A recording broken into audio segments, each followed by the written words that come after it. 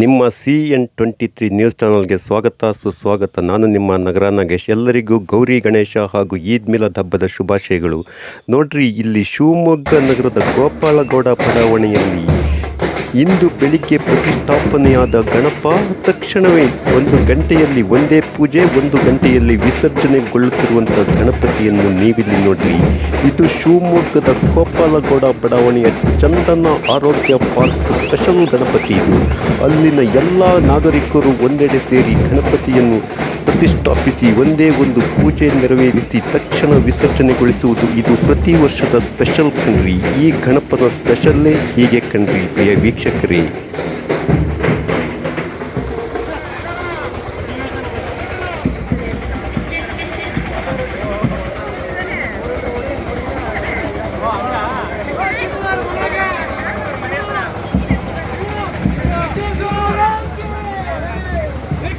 ಸಮಸ್ತ ನಾಡಿನ ಜನತೆಗೆ ಗೌರಿ ಗಣೇಶ ಹಾಗೂ ಈದ್ ಮಿಲಾದ್ ಹಬ್ಬದ ಶುಭಾಶಯವನ್ನು ಕೋರುತ್ತಿರುವರು ಎಂ ರಾಜಣ್ಣ, ಮಾಜಿ ನಗರಸಭಾ ಸದಸ್ಯರು ಹಾಗೂ ಕಾಂಗ್ರೆಸ್ ಮುಖಂಡರು ಮತ್ತು ಉದ್ಯಮಿಗಳು.